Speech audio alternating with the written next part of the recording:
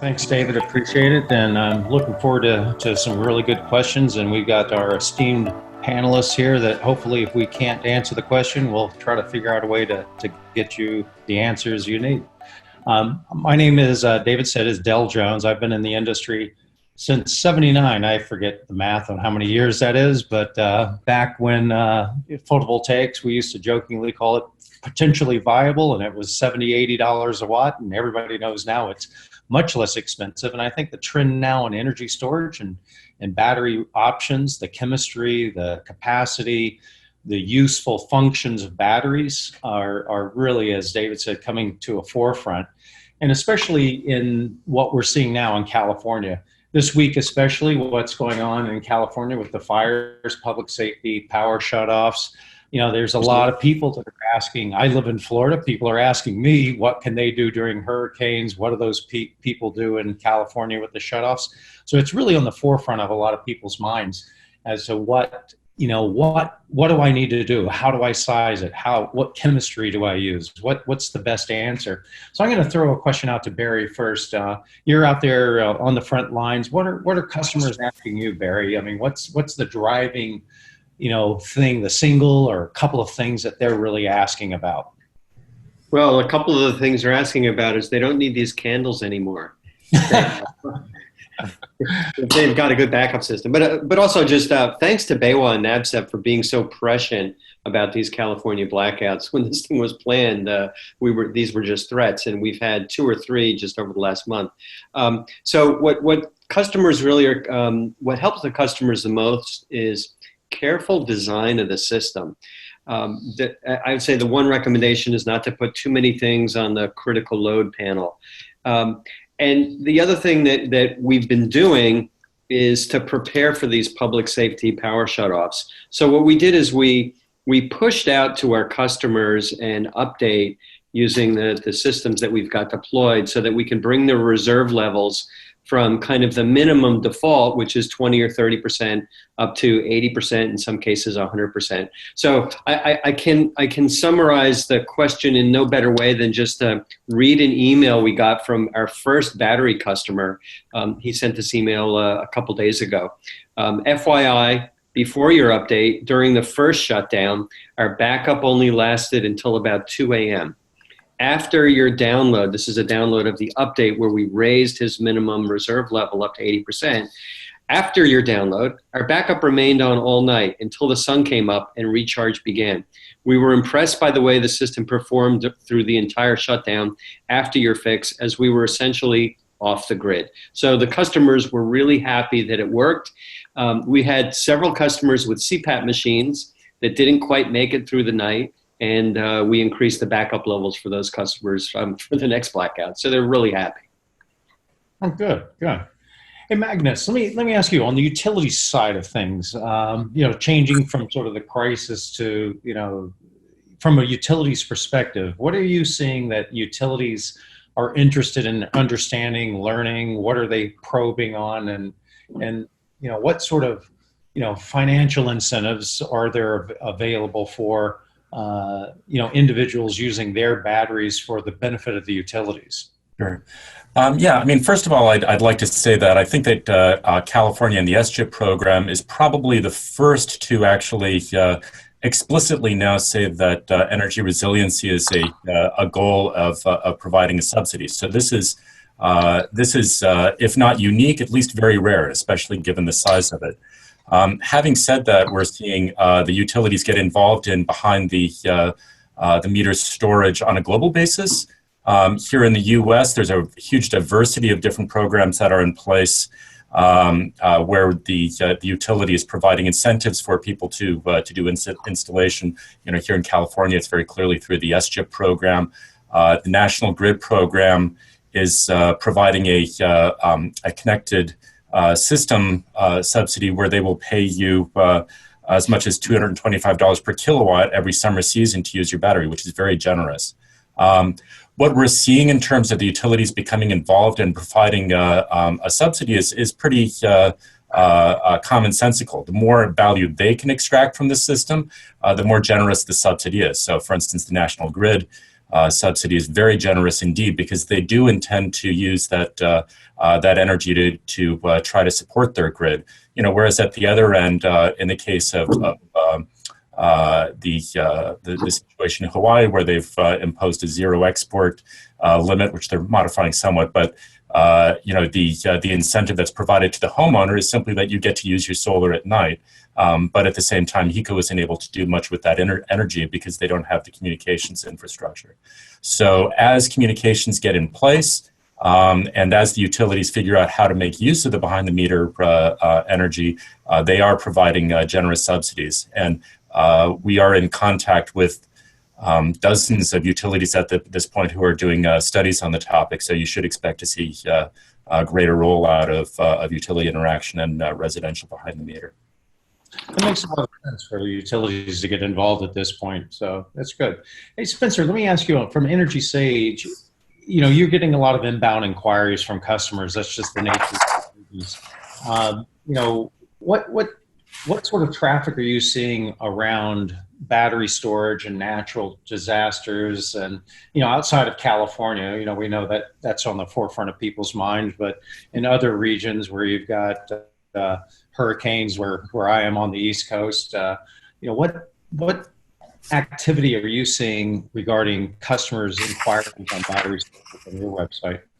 Yeah, absolutely. All great questions. You know, the short answer is yes. We see an increase in visitors to our website in general and to our energy storage content specifically, as well as we see an increase in our overall registrations on the EnergySage marketplace following natural disasters. So in the past, as you mentioned, Dell, that's primarily been hurricanes in the southeast. So you can think North Carolina, Florida, or even Texas. But in the wake of the wildfires in California, as well as the public safety power shutoffs, we're seeing a really big spike in terms of, again, website visitors to our storage-specific content, as well as in overall registrations in California. You know, the week of the first power shutoffs, October 7th, the registrations from PG&E's service territory on EnergySage actually doubled from what we see in other weeks in 2019. So I think, again, that really speaks to people's increasing awareness of,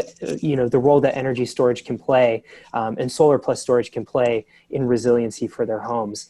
In terms of sort of where the residential energy storage market is and where it's going, I think, you know, obviously California is the leader nationwide in the residential energy storage market. So according to SEPA data, there was 175 megawatt hours of residential energy storage deployed in 2018. 57% of that was in California. About 20% of that was in Hawaii. About 8% of that was in. With just those 4 states, you're looking at 90 to 95% of the residential market. And I think, you know, who those states are play a role in helping understand why people are installing, whether it's for resiliency purposes or because of utility programs like Magnus was talking about. You know, the Green Mountain Power program, the pilot program, has been incredibly successful for a company with 220,000 residential accounts to be, you know, the 5th largest utility in terms of deployed residential energy storage is really impressive. And then also, you know, responding to new utility rates, whether it's time of use in California or it's zero export in Hawaii. So I think taking a look at sort of where the storage is being installed nationwide gives you a sense of why it's being installed too. Right, good. Yeah, and I think it's really getting down to a use case. You know, some people want to do it for that assurance and the safety and the backup and knowing that there's power. And then there's other economic drivers. And usually economic drivers get into some regulatory and policy changes. And so Blair, when you look at, like, you know, we certainly seen the power shutoffs in California as being a driver for the inquiries for battery storage. You know, in terms of the economics on the behind the meter storage, you know, what sort of regulatory changes do you think are needed to get a larger impact in improving those economics? Because again, I used to tell people, like, what's a glass of water worth? Not much, unless you haven't had a drink in 30 days. So, you know, when you really get into storage, what are some of the economic drivers and what are the regulatory entities that would be pushing for those incentives or those drivers where the utility might be involved in economically, change that cost structure down to an individual homeowner? Yeah, great question. When we look around the world and we see, where are the economic drivers for this type of technology, it tends to be in places where the economics for pure solar PV generation are either being diminished or non-existent at all. So first and foremost, it's in markets where your compensation for your generation is less than the retail rate of electricity. And we've seen this happen all over the world in markets that have been primarily driven on feed-in tariff models, where you're compensated for your entire export, not just your net over generation. We've been very fortunate in the U.S. market that we've grown up on this policy called net metering, where we've essentially been utilizing the grid as a battery. I mean, we store excess PV generation on the grid, we get credited for it at a retail rate, and then we can use those credits to offset electricity purchased later on in the day. So that's been a really great policy for driving adoption of solar PV, but we're definitely seeing those net metering policies changing. Time of use billing structures are becoming very prevalent. Looking forward in a few years in the future, what would really make the biggest impact in terms of regulatory changes, things like daily demand charges could certainly help drive the increase of adoption of energy storage, grid connected energy storage. Additionally, when we look forward a few years, we're seeing the ITC becoming less and less relevant, especially in residential site systems. So right now, we primarily charge our batteries almost exclusively with solar generation. And that's being driven not so much because that's the most economical way to do it. Usually it's because that's where we get the full ITC benefit. So I think it's really interesting to look forward a few years and imagine a post-ITC world, how we could increase the economics and utilization of this technology by not only charging just from excess solar generation.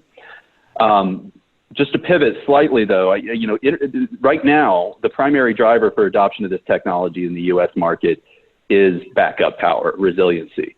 And that's actually been called the Trojan horse. Backup power is the Trojan horse that gets the battery into the home, gets it installed. But then once it's there, you can do a whole lot more other great things for it to improve the stability of the grid as well and create additional savings. A great analogy that I think is applicable in this case is that of the early adoption of electric vehicles. And Barry, I really liked your email from your customer because I think that really kind of hits this point home.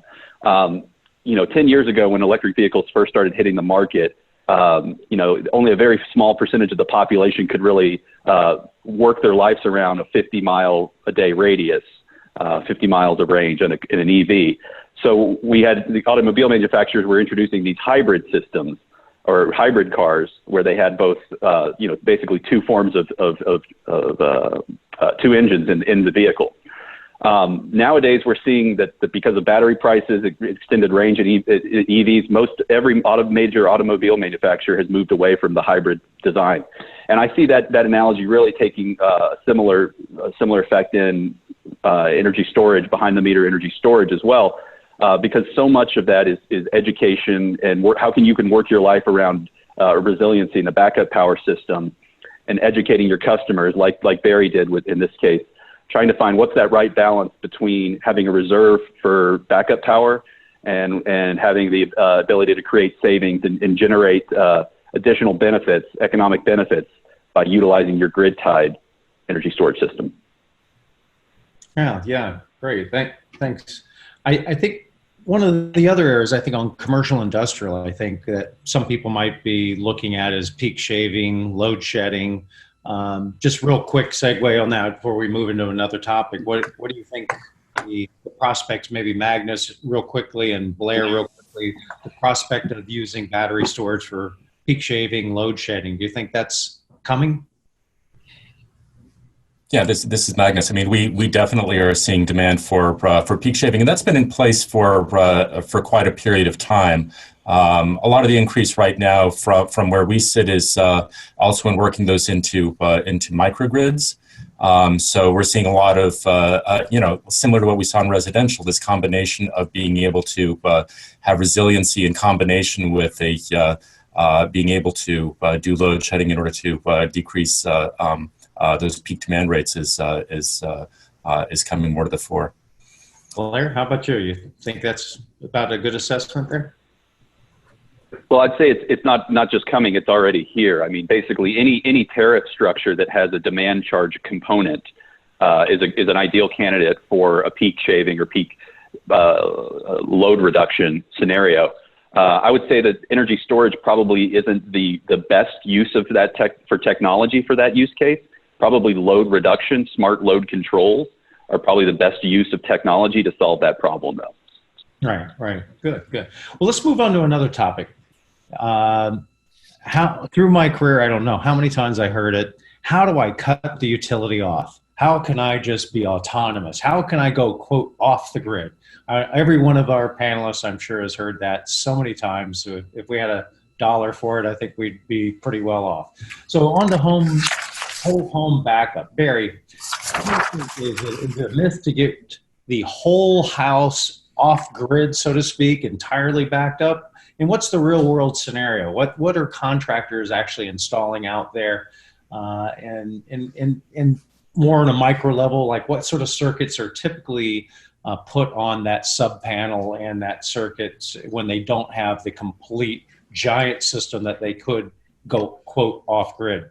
What are you seeing out there, Barry? Well, in the vast majority of customers, it's a myth, unless you have hundreds of thousands of dollars to spend on batteries, inverters. When you're looking at installing a system, and the reason why a whole house backup is a myth, you got three factors to consider. The first is, what's the energy capacity of your battery when the power goes out? 11 o'clock at night, which would happen here, there might not be a lot of energy left. The second is, what are the startup power requirements of your appliances in the house?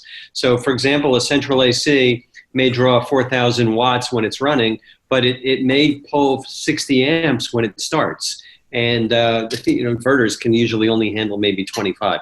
And the third factor is the energy draw of the appliances that are on your backup circuit. So looking at the energy capacity, if you have a 10 kilowatt hour battery or a 13.5 kilowatt hour battery, at 11 or 12 at night, when the power goes out in these blackouts, you'll only have 2 or 3 kilowatt hours of energy left. That's only enough for maybe 2 or 3 hours of appliances. If you double the number of batteries, that's still only 4 or 5 kilowatt hours. So you got to be careful. When it comes to the energy draw, then you have to look at how much energy is going to be drawn by the things that are on your backup circuit, and you could easily be over 500 or 600 watts with fridges and other things that you're running. So you can pretty quickly see that if you're careful, you might last 8 to 12 hours, but if you get to be a pig about it, it'll go out faster. So what we do is we're very careful with customers. It's not common to have automatic load shedding. And that would be if there's a blackout, these big loads like AC goes out. So in normal cases, we limit it to 4 to 6 circuits. It's a maximum of 25 amps. So we give them 4 or 5 circuits each at 15 or 20 amps. And that's plenty to get them through 10 or 12 hours at night until the sun comes up in the next morning, and then you're ready to go. So it's really managing customer expectations for reality. And when it comes to whole house backup, you can do it, but it's going to be enormously expensive. So just sort of adding to that, Barry, the typical ones I've seen are, at least in hurricane, refrigeration, communications, being able to charge the lights, some fans, some lights, in the house, charge the cell phones. Is that typically what you're seeing on those circuits? Yeah, that's the way we set it up, exactly that way. We also always put in 1 bedroom outlet. And what we heard from 3 customers is their CPAP machine went out. And this was a real surprise. They couldn't breathe, or they were snoring. And one customer said he had to get out of bed and go into the living room because he was keeping his wife up. So it was a surprise, but that's the reality. Right. So it's what you really, really want for that period of time when you don't have power. Good. So Magnus, on whole home backup, maybe I'm going to ask you about the use cases. So you've got this, inverter, and you've got a battery storage. they certainly can enable the battery on power outage. You can draw from the battery later in the day to arbitrage power for on peak, off peak. Maybe you could go through a couple of real quick use cases or configurations of the battery storage and inverter combination. What's typical out there for the contractors to say, well, we can do this. Here's the use case. Again, now that we know that the whole house is a bit of a myth, then now how would you best use that battery storage? Sure. Okay. Yeah, as Barry was saying, and as we've touched on many times, backup tends to be the application which really draws in consumers. So taking that as a given, there's a pretty broad diversity of applications. And as I touched on a little bit earlier, we're blessed and cursed here in the U.S. with a diversity of different utility applications. So here in California, we store our energy up until 4 o'clock and then deploy it in the evening based on the time of use rates. In Hawaii, there's an awful lot of zero export. In Arizona, we have some residential peak demand charges. And then, we have other emerging models that are coming up in other states, especially as I was mentioning the National Grid one, where they would like to be able to deploy your battery for you. The good news is that generally the inverter hardware set and the battery hardware set is fairly consistent across those. You need a battery, you need an inverter, a PV system to connect it. And then generally for this time of use and peak shaving applications, there needs to be some measure of whole home consumption. So the kit tends to map across multiples. One thing that we do see changing is how often how large those battery systems are. So for instance, in Hawaii, because you have to essentially store everything that you generate during the day, they tend to have more combinations of 20 kilowatt hours or more, whereas in California, where you can still export during the day and it's not as dire, people tend to go for 10 kilowatt hours or in that region. Having said all of that, the combination of storage and backup does mean that there has to be a very coherent conversation, as Barry was alluding to, with the homeowner about how it's going to be installed. What are your peak loads going to be? What do you really need to back up? And you also need to be very clear that the equipment is important, but doing an installation of a whole home backup of any kind involves an awful lot of rewiring, or even a partial home backup requires substantial rewiring. So having that conversation up front is useful. Having said all of that, I do think that people come in wanting to have backup, and it's a very emotional decision. And we've seen time and again that people go in, they try to have a detailed numbers and economic conversation with the homeowner about what the utility is going to provide them, and a lot of times that just goes nowhere. It's a very complicated equation trying to discuss seasonality and time of use rates with homeowners. So the recommendation is to focus on we're going to get you the backup that you need, and the utility is going to provide you additional incentives to help. Good. And actually, I do want to throw another question out to the inverter guys, Blair and yourself. On somebody bought the PV system, it's installed, it's ready to go. They were using it for years, and now they decided they want some battery storage. So maybe you could really quickly help people understand what an AC coupled and a DC coupled system is, and the use case, and Is it better to start with DC, like I've always been told, and then go to AC only if you have that a PV system already installed? So maybe, Blair, let's ask you first. Maybe just quickly explain the difference between, let's say, an AC coupled and a DC coupled system, and then what is a person generally going to end up doing, adding storage after they've already got their grid tie PV system in?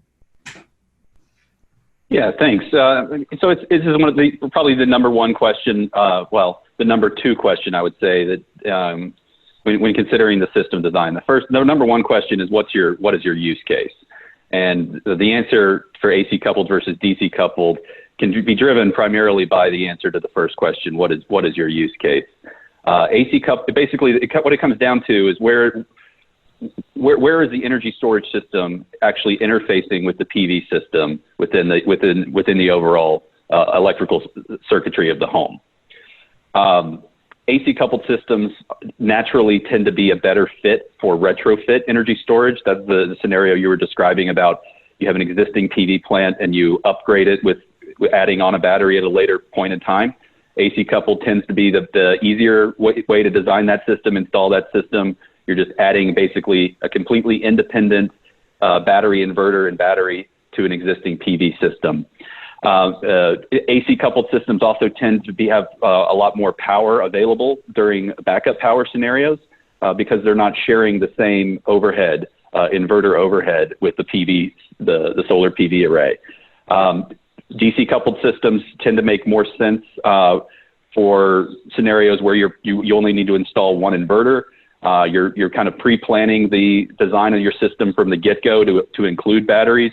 And so it really kind of comes down to what point in the decision-making process is your customer actually, and what is their primary use case, depending on which way you would steer them in terms of how you interface that energy storage with the PV array. Right. Let me sort of jumping back to one of the issues we had before, questions is about the incentives for battery storage in other states. California obviously is leading out there. We got some Northeast states that are starting to provide some incentives. So what's the stick in the mud with other states? What do you think the real issue is for rapidly adopting storage? Do you think it's a reticence on the utility, or customers just don't think it's for them? And maybe I'll throw this one out to Barry just to see what he thinks. Oh, you're on mute, Barry. Yeah. Okay, good. It's analogous to the same way that the solar industry itself evolved. There's a lot of interest, but economics kind of gets in the way of that. So if you can give people favorable economics for for battery storage, it works. The explosion, I don't want to use the term explosion. The rapid increase in demand in California is governed by another factor, which is emotional. There's flashlights and candles, and you can get dry ice to keep your fridge cold, but people just don't want the emotional issue of being inconvenienced. And you can put a little bit of a dollar figure on that by saying, I got to replace all the food in my fridge, or I can't drive my EV to work.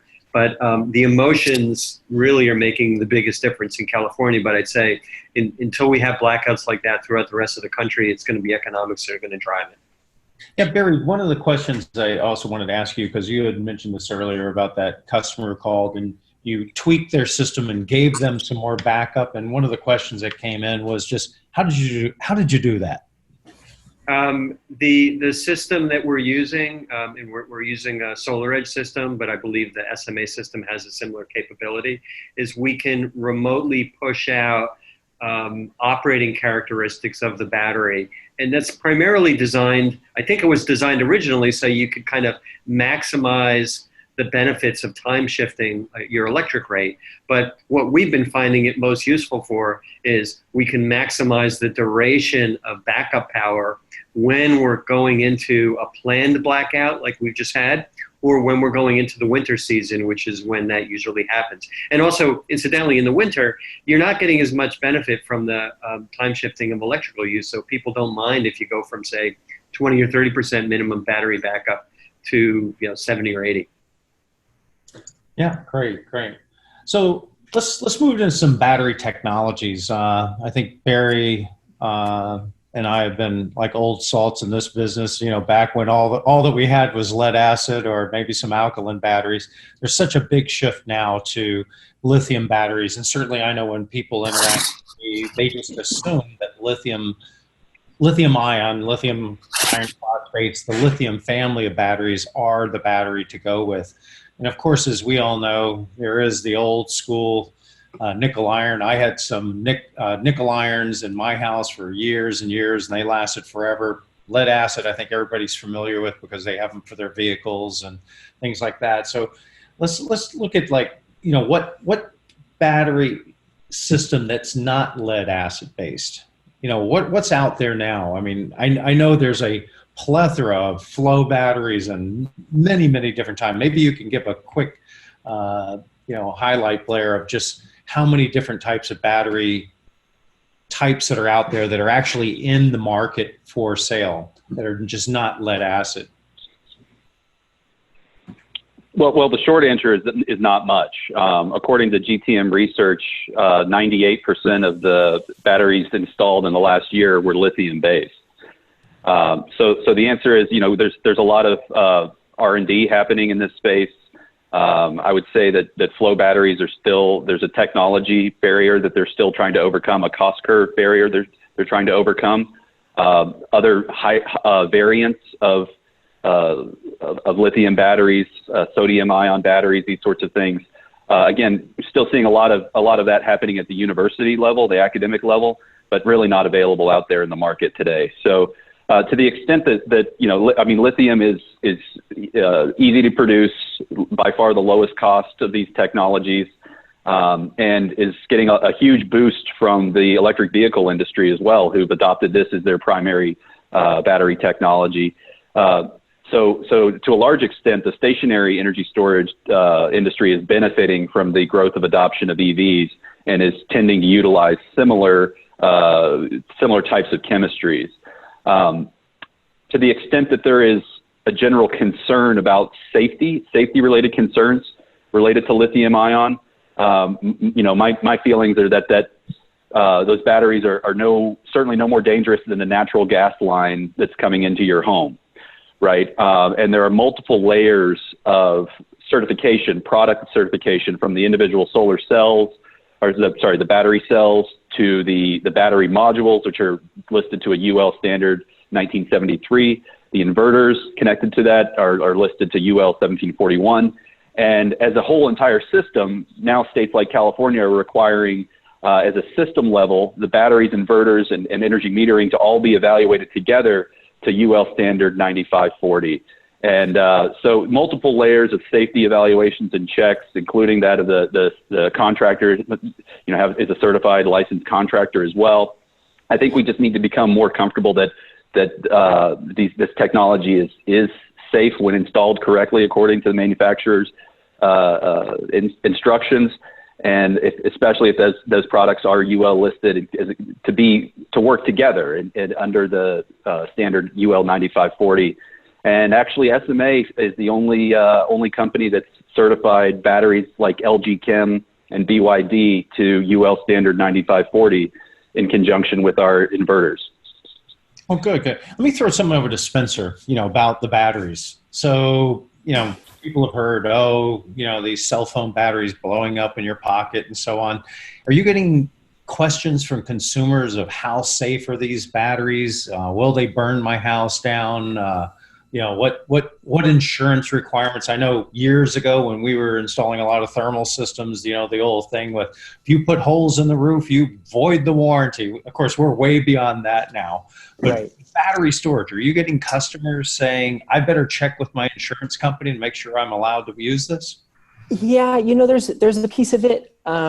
We definitely see that to some degree, but not as much as I would actually anticipate. You know, I think the bigger questions that we have around storage, and sort of the biggest sort of education gap that we see ourselves trying to fill, are misconceptions around, you know, what Barry was talking about in terms of whether or not installing a single battery means that you're now off grid. That tends to be more the area where I think there's a lot of room, a lot of opportunity for sort of walking consumers through what actually, you know, in concrete terms, what it actually is that you're getting when you install a battery, what it actually is that you're going to be able to power and for how long, things like that. That's primarily where I see that education gap. I think in terms of the safety aspect, I have not seen residential consumers really pick it up as much. And, you know, that's just sort of what's coming inbound to us, obviously in different markets, or to maybe they're talking to their solar installers, as opposed to coming to us with those concerns, but that's basically what we're seeing.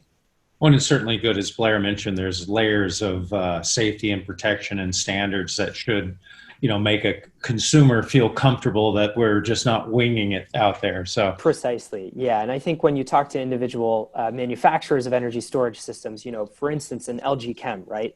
The LG Chem Resu 10H is probably second only to the Tesla Powerwall in terms of residential energy installation, certainly in California, and I'd say nationwide as a whole.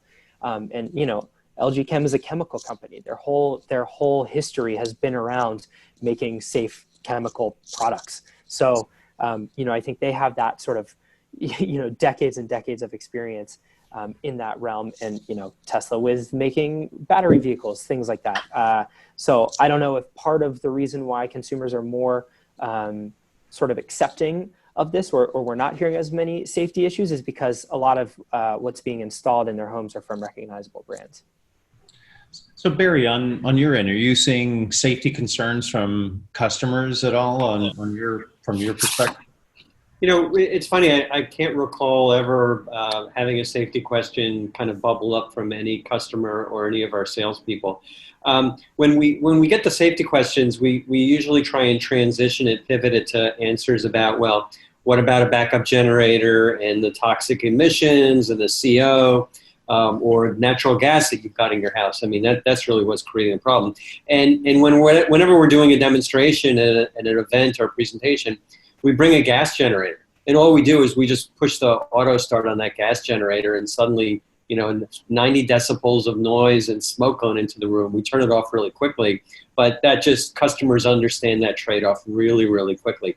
Now, from a safety standpoint, we always strive to install the batteries, and these are UL listed safe batteries. We always try and put them outdoors, and we only install systems and batteries that are coming from major companies that are well engineered, where we have the confidence that they did all the testing, and then they can back up that testing with 10 years of support if it ever becomes necessary.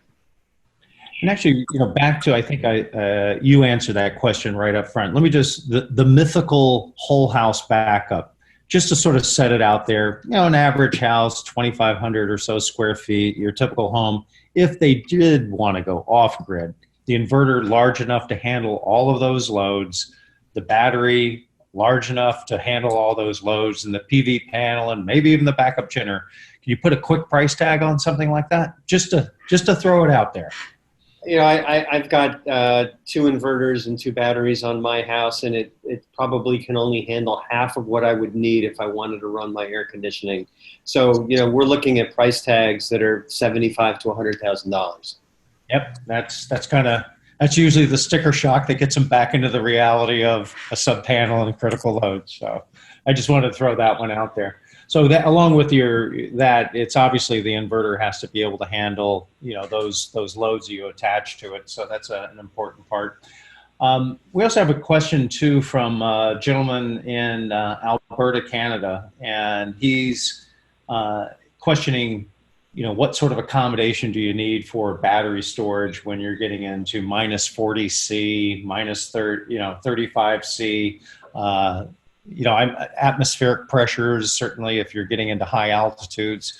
Magnus, what do you think in terms of, the battery technologies? And I'll put it back to you also, Barry, and just what sort of accommodations do you have to make if you're going to have battery storage in very, very cold climates? Yeah. The good news and the bad news here is that the battery technologies that we're engaging with, they're very much tracking what's going on in the EV industry. So generally, there is a capability to provide some warming of the battery if needed, but installing in minus 40-degree weather out of doors is generally not a good idea. So putting it into at least some sort of semi-controlled environment like a garage, with the caveat that you need to make sure that you're not putting it into a space that's going to violate UL requirements is really a better idea.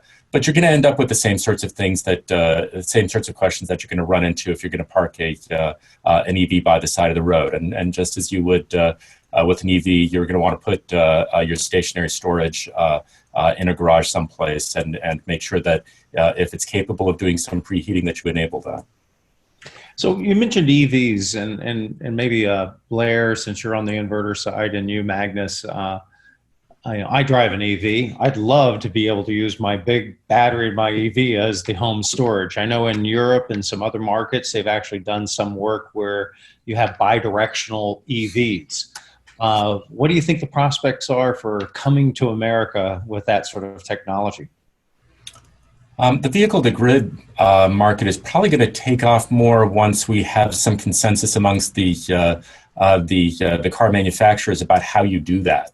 The problem that we see right now is that there are some companies that have been very forward-thinking in this. I think Nissan is probably the most at the most, but you can't have a single solution that works for all these different vehicles. So it's a very compelling technology, but right now I think that it's probably not going to happen in the near term in the U.S. for the simple reason that the majority of cars are simply not compatible. All right, Blair, do you think it's a technology to add to inverters are concerned? Yeah, to add to that, it's in my opinion the biggest issue. I would only ever consider it in today. I would only ever consider this in a real emergency scenario. The problem that you have is you start cycling your EV battery on a daily basis, like you would with a stationary battery. You're ultimately reducing your range. That's what's going to happen. Furthermore, you get into a really complex scenario with the EV manufacturer about the warranty on that battery. Absolutely. As soon as you start cycling it for your home as well. So, yeah, I definitely think it's coming, but those are the kind of the biggest barriers that we have to overcome is universal adoption of how we interconnect an inverter to a vehicle, that basically to the grid, and then also these problems with like warranties, for example. If I may, though, go back, you're talking about the whole home backup and what does it cost to install a whole home backup system. Again, back to my earlier analogy related to electric vehicles, I really think that this whole home backup is achievable, but it really comes down to how what your customers' expectations are for a whole home backup. And just like we had this hybrid vehicle technology as kind of an intermediary technology there for a number of years, I see this being certainly a way that you can reduce the overall cost of a whole home backup system by introducing a small generator to that system design. The generator's primary purpose would be to simply recharge the batteries, typically at nighttime. But this way you don't have to keep throwing more and more expensive lithium at your system design. But you're able to extend your autonomy of that backup power system significantly. So depending on how you choose to approach your system design, whether or not you're willing to accept some form of a gen set in your system design, I think can really drive down the overall installed cost of your home backup system. Right. Good. Well, we're getting close to the top of the hour here, so I'm going to move on to some of the questions that came in while we were talking. And one of them was, is there a standard checklist for storage projects that can help in planning and reviewing and permitting, and how much has changed in the NEC allowing 600 volt versus 60 volt for battery systems? So I think this is really more of probably for you, Barry, because you're out there probably pulling permits and getting things. What is there sort of a standard checklist for putting together a proper design? It's interesting that we just want to make sure that they're in a jurisdiction that makes it relatively easy to put in batteries. The key impediments are having good access to wiring in that backup subpanel. And that's hard to characterize without going there and really tracing individual circuits. And we will usually label the circuit breaker panel with the customer there to say, this is what we're going to back up, this is what we're going to back up, and then we figure out how much that costs. And then second, just making sure that there's a convenient place and a code compliant place outside or inside the building to put in the battery. And there's new building codes that are restricting that pretty severely. So, we're going to have some challenges putting 2 batteries on houses if you can't put it within 3 feet of a door. But those are the two things that we really look at: the backup panel and just physically locating the battery. Good. And on to something else here, that, the percentage of battery storage that are put into residential and maybe even commercial that are coupled with PV system versus storage only. Certainly a lot of businesses for years have had UPS systems to keep their businesses running. Is there a use case or an argument that you could compel a customer to say, well, I was going to buy a UPS system for my building anyway? What can you tell them about the added PV side? So I kind of look at it as maybe buy the UPS, get the solar for free with the investment tax credit. Yeah, I look at it from the standpoint of we're just at the beginning where we have really good, reliable products that are standardized that can go into commercial buildings. And that's the limitation for us. So we're still putting in solar on the roof, and we're expecting that sometime in 2020 there's going to be good commercial products for that. Because what's out there now is really something that has to come from either the off-grid world or is really customized. And that's going to be, I think, tricky to maintain and support over the long term. So real quickly too, Barry, this is again maybe in your wheelhouse. What sort of marketing messages, websites, what do you want to talk to customers about that really pique their interest? We can, again, I think there's a lot of myths and misconceptions about that. What would be your messaging and recommendation to dealers? What do you think they should lead with to get the inquiry, to get the business? It's a ironic question because our marketing department that's headquartered in San Francisco, called PG&E, is already making the phone literally ring off the hook. So our marketing efforts right now are really designed to let customers know up front that it's expensive to put these in. It's going to take us until next year to put them in because we're backlogged, and it's not going to provide whole house backup. So these are we're almost pushing customers away right now instead of really trying to pull them in, just because PG&E is doing such a great job of marketing for us.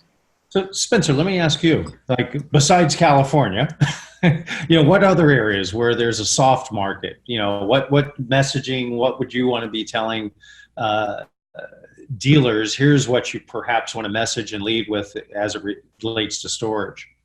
Yeah, absolutely. That's a great question. Getting back to sort of talking about where the residential storage market is today, although those 4 states are really the ones that are driving it, when customers register for accounts on the EnergySage marketplace, they have the opportunity to say whether or not they're interested in solar adjacent products. And storage is one of them. And across the board, nationwide, for the last 24 months, 3 out of 4 customers that sign up on our website say they're also interested in energy storage. And that's true. That's true pretty much in every state. So you can take a look at, oh no, I just got a thing saying my internet connection is unstable. So I'm sorry if I'm breaking up. You can take a look at individual states, and it sort of the interest doesn't go outside the bounds of 2 out of 3 customers to 4 out of 5 customers. So people are definitely interested in energy storage. I think from my perspective, I don't really think that residential customers are sort of able to be concerned about the cost of energy storage at this point. Like Barry was talking about, it's an emotional investment. There are certainly places where there are really good incentives, but I don't think that they're particularly well promoted. In Massachusetts, there are 2 utilities, like Magnus said earlier, that are currently offering incentive programs for residential bring your own device battery programs.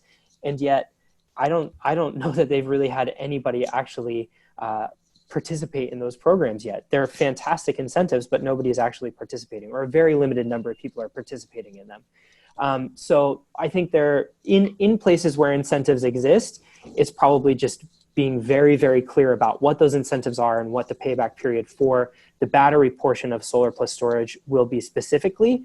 And in places where those incentives maybe don't exist, I think it is very much just the emotional, speaking in concrete terms, this is what you're going to get for this long, and then potentially moving into the cost after that. But You know, we see people coming to our website interested in storage from across the country, whether because they're interested in the technology, in the brand names, in, you know, the cool new gadgets, or for the resiliency purposes. There are tons of different reasons that people are coming in.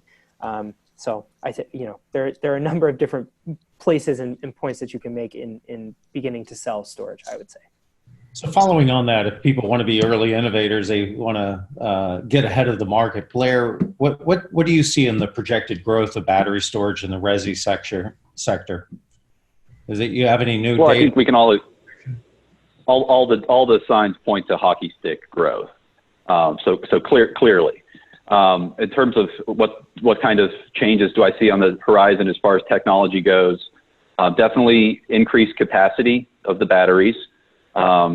We do have a self-imposed limit in the U.S. of 600 volts for residential wiring. So what I am seeing though is higher amp hour cells being brought to market, which is actually causing the voltage of these batteries to decrease so that we can stay within the limits. So whereas we've seen maybe batteries on the market today in the 400 volt range, I think going forward and looking ahead in the future, we'll see battery voltages actually start to go down as we increase the amp hour capability of these.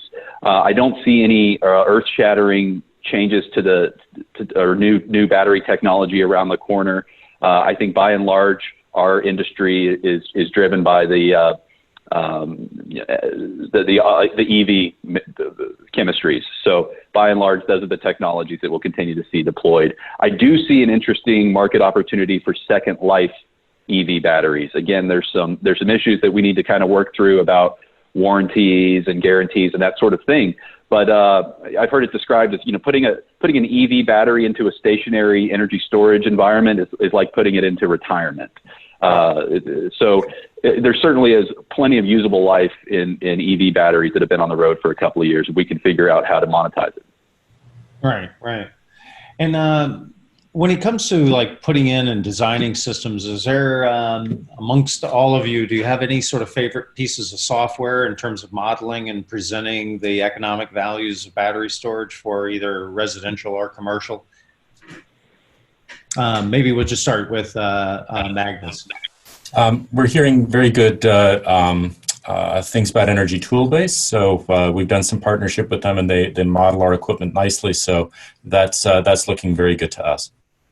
How about you, Blair? I'm a big fan of the System Advisor model produced by NREL. It does have it is a free download available from NREL's website. And it's a very sophisticated tool that you can use to model all sorts of complex scenarios. Good to know. So both of those, and then I assume yeah, okay. Well, let's move on to another question. Let's see. I'm looking at some, this is maybe a random one here. A friend asked me about the strip mining implications for lithium-ion batteries. Anybody got any environmental impact assessments of using batteries and what the environmental impact is? Well, I guess it's better than strip mining coal. I would agree with that. Yeah, I would caution this person. I've seen a lot of fake social media posts on how lithium is actually extracted from the earth. Generally, it's a byproduct of salt mines. It's not as environmentally destructive as I've seen it made out to be. Someone just asked real quickly, I think you mentioned that, was the NREL software. Could you just state that again for me, Blair? System Advisor Model, or SAM for short. Right. So it's been around a while. It's SAM. Just go on NREL's site and you'll be able to find it there. Yeah, and I just have to toss one more factor in with regards to exactly sizing the batteries. It's not like there's a continuum that we have with solar panels. We can put it anywhere from, say, 8 to 88 panels. But basically, you can put in one battery, 2 or 3 or 4, and you pretty quickly run into budget issues. So it's hard to be perfect with the exact size matching. So on that, Barry, back to maybe the panel, if anybody's got some particular expertise, we mentioned about adding on battery storage after you've already had a grid tie system. Now, if you've got a solar plus storage and you want to add more storage, what are the implications there? I would think that Magnus or Blair would be good at answering that as to how their systems accommodate adding batteries. I'll take that. Go ahead, Blair. Thanks, Magnus. Hey, so definitely when we look forward in the future, it's hard to predict what kinds of battery chemistries are going to be predominant, what kinds of voltages we see, who the market share leaders are going to be in 5 years. That's going to be really hard to predict because we're seeing so much growth and expansion in this space. Our approach at SMA is that we've designed our grid-tied energy storage inverters to be extremely flexible. We have a very wide operating DC voltage range from 100 volts all the way to 550. And we can accept actually different batteries from different makes and models. Different manufacturers, in fact, can be connected up to the same inverter. Up to 3 batteries from different manufacturers can be connected to the same inverter. So we've tried to design our system so it is very flexible and easy to add, expand capacity of your batteries over time as prices come down and as more options are available in the market. Great, great. Well, we're at the top of the hour, so I'm going to just ask David how we want to handle this, if we want to maybe field some more questions coming in through email or through that. So in respect of time for the people that signed up for the 1 hour, I just want to say we're at the top of the hour, but let's continue on if the panelists are willing to stay around and we have some questions to answer. David, would you? Yeah, I do have an email address that I'll give as we wrap up. So as additional questions come, as they often do, as soon as you hang up and like, oh, I should have asked, I will give an email address before we disconnect so everyone can have that. If our panelists are good, though, this is a fantastic conversation. If everyone's good to stay on, I don't know, 4 or 5 more minutes, maybe we keep going. Sure, sure. So David, help me out here. I've got the Zoom questions coming in, the Q&A. Is that the one we need to start focusing on? Hey, Dell. Yes. I'll jump in here. You can look at the Zoom, but I've been adding most of those questions to our shared Google Doc too. So you can start looking down those. Yeah, I started looking Ooh, down I like those. the 120% rule question. Can we take that one? Yeah. That's a great one. The Google Docs on mine seems to have frozen here, so I'm not getting any updates. So help me out, guys. Let's go with that question. So the 120% rule is that's commonly referred to as a rule in the National Electric Code that allows you to determine how much backfeed in solar inverter, or I should just say inverter backfeed, into a residential main service panel. There is historically PV system designers would try to get as close as possible, if not max out that limitation in the 120% rule, so they could get as much solar as possible behind a meter. Of course, that does compete with an AC coupled energy storage system. But I'm happy to tell you that right around the corner, the UL standard, well, it's actually a CRD at the moment, but it'll current limiting control. So this allows our inverters to dynamically adjust their output current. So we can set a predefined limit for the total maximum output current across all inverters connected to that home's main service panel, so that we can actually, through smart software control, stay within that 120% limit and still add more and more power capacity to that home. So that's a great new UL standard that's just right around the corner. So any sense of time frame on when that'll be adopted? Well, it's a CRD at the moment, and so probably within the next year or so, we'll see it available as a full standard. We are using it actually in California to certify that AC coupled or actually all energy storage systems, we can certify that they're being charged only from solar, and this allows us to discharge the energy storage systems to the California investor-owned utilities grid under the net metering tariff. So this is a big change that just came this year in California, and we're using this UL-CRD to ensure that our equipment is compliant. And I see many more uses from this UL standard in the coming years, the current limiting control standard. Oh, that's good news. Good news. All right. So one of the questions I got that came in is Cal Fire recently placed battery restrictions regarding fire suppression. Can you discuss the recent SCE Southern Cal Ed program where they will allow selling of NEEM KWH back into the grid? I'm not sure who has some knowledge on that, but. Well, that sounds like two things, right? So first of all, regarding the Cal Fire, I should say California Building Code requirements, yeah, more and more we're seeing the market demanding UL 95 certified systems. So complete systems, inverter, battery control unit, and the battery certified under UL standard 1740. Sorry, 9540, UL 9540. The second part of that question was what I was referring to.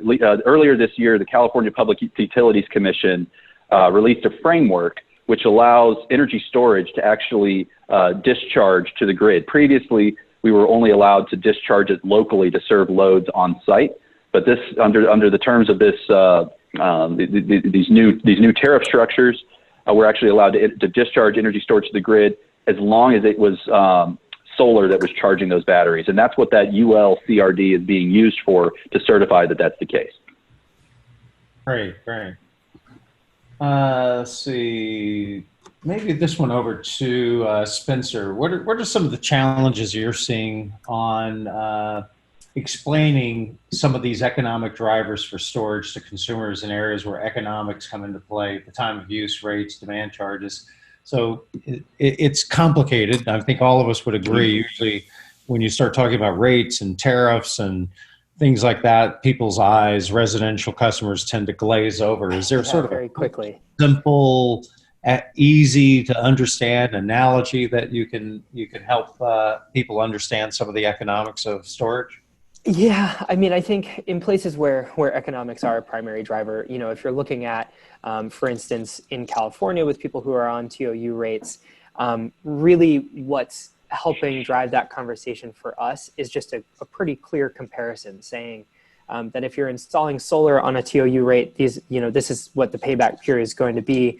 To get back to what your payback period would have been with solar in California, on a standard net metering rate prior to the TOU tariffs, you would need to install storage or attach storage to solar. That's, based on sort of the modeling that we've done, the modeling that we've seen, that's, I think, a pretty simple story to be telling.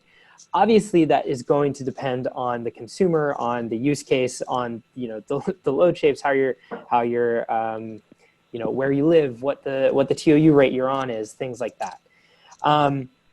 Beyond that, I still think that with a lot of the economic questions, especially as it regards to the incentive programs, the questions then become, well, what do I have to give up from my battery in order to be eligible for this incentive program, right? Like if the rebates and incentives from the utility or from the state sound too good to be true, then maybe I won't have access to the storage, to the stored energy in the event of an outage or a blackout or a grid emergency, whatever the case may be.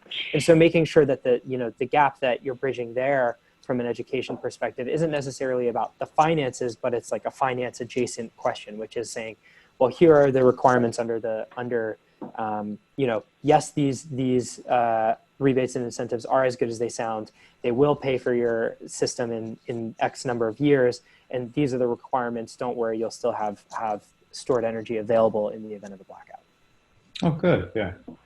Blair, this one's for you. It's, we have a global audience here. At the beginning, we already found that people are signing in from all over the world, but maybe right up front with the U.S., the incentives for battery storage. I'll go through the easy ones real quick, and you can go into some of the deeper ones, the value for the storage. So we've got the investment tax credit, the federal tax credit. There are certain rules with the Treasury Department on when the battery is eligible for the tax credit. You've got some state incentives and some utility incentives.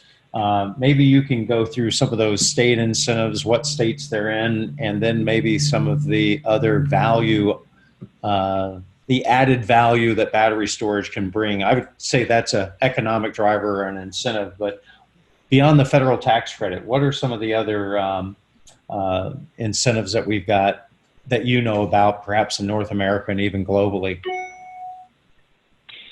So let me position this by first saying, with all of the benefits that energy storage, especially behind the meter energy storage, can bring, we shouldn't need incentives to grow adoption. But in the lack of having policies that allow us to monetize some of that, those features of behind the meter energy storage, it has become necessary. So you mentioned the ITC. Personally, I think that the ITC is a bit restrictive by forcing only the putting artificial limits on how you charge the battery. When you look at some of the utility tariffs that exist today in markets like California, particularly the EV tariffs, you see a tremendous differential between off-peak and on-peak energy. And so you could create a really economically viable system by charging your battery at super off-peak power in the middle of the night and consuming that as needed sporadically throughout the day when periods of demand are the highest. And I think that's ultimately, if our goal, if our mission is to solve the duck curve problem, that's one of the best ways to go about doing it. So of course, we've talked about California a lot. The Self-Generation Incentive Program, the SGIP program, has been a big driver for increasing the adoption of energy storage technologies. States like Maryland have introduced state-level tax credits and a variety of sprinkling of utilities all across the U.S. have had their own programs and pilot programs and so on and so forth, trying to get comfortable with the technology and so by creating subsidies for their customers that are interested in being early adopters. Right. But ultimately, I think that these types of incentives will no longer be necessary because this technology really should just sell itself. Yeah, I agree. All right, let's get maybe another myth-busting question. A question came in from Jeffrey too. What are the duration limitations for battery storage? I've been told battery storage for lithium is often limited to 4 hours. Is this a cost issue, or are there technical limitations? Hey, Magnus, why don't you start with that one? There's no technical limitation. It's relatively straightforward. We have a certain capacity in the battery, and the faster you use it, the shorter the duration. But if a homeowner is limiting their power needs in a backup situation, let's say they've got 20 kilowatt hours of batteries and they're only consuming 2 kilowatts, then they're going to be lasting for 10 hours continuously.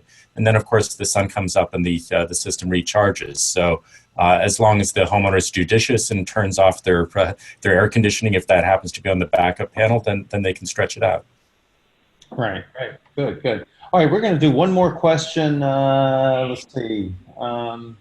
Hey, Blair, did you want to add something there? Maybe we'll just let you hop in. Oh yeah, if you don't mind. Yeah, Sure. I heard Magnus mention it's a really common misconception when it comes to how backup power systems are marketed and sold. It's really not fair to say, in my opinion, just wait until the next day for the solar to recharge your battery. You have to think about the times when the grid outages tend to occur, and it usually is around natural disasters in the U.S. Mm-hmm. Stormy weather, winter weather, blizzards, and increasingly more and more wildfires.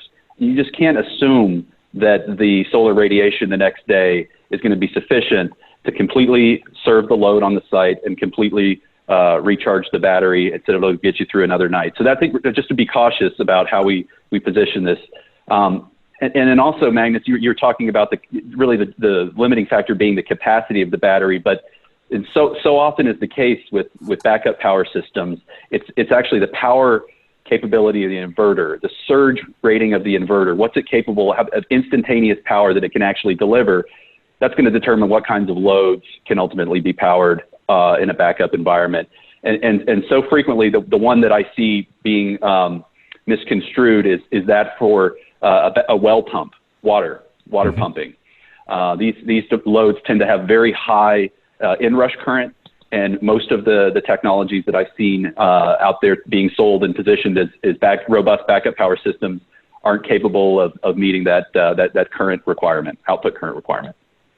Right. Yeah, and this is Magnus. I'd actually agree with that. We do see well pumping being one of the most common loads that we need. Also, sump pumping during power outages where there is a storm. The application I was kind of thinking of, though, with regard to Suns Up is we're starting to here in California. I woke up one Sunday morning and all of a sudden PG&E turned the power off. Beautifully sunny day, and that would be an ideal application for being able to recharge. Having said all of that, being able to combine, in the event, if you're in Florida or something, and in the event that you want to combine a generator with a battery system with solar, we believe that's a good idea, and we'll be enabling that this winter. And that's what I do in Florida. Okay, with that said, I think we're going to wrap up. I do want to thank the panelists, and especially Blair. He's well into the evening coming from Germany. And the rest of the panelists. It was really good conversation with all of you. I would hope that at some point we had over 200 plus people and participants. It just indicates a real interest and thirst for more information on battery storage. And as we said earlier, it's not as simple as a lot of people think it is. It's calculating this out and understanding the use cases and design. It really requires a lot of good information. I think a lot of information was imparted on the audience today, and I hope everyone really got their money's worth.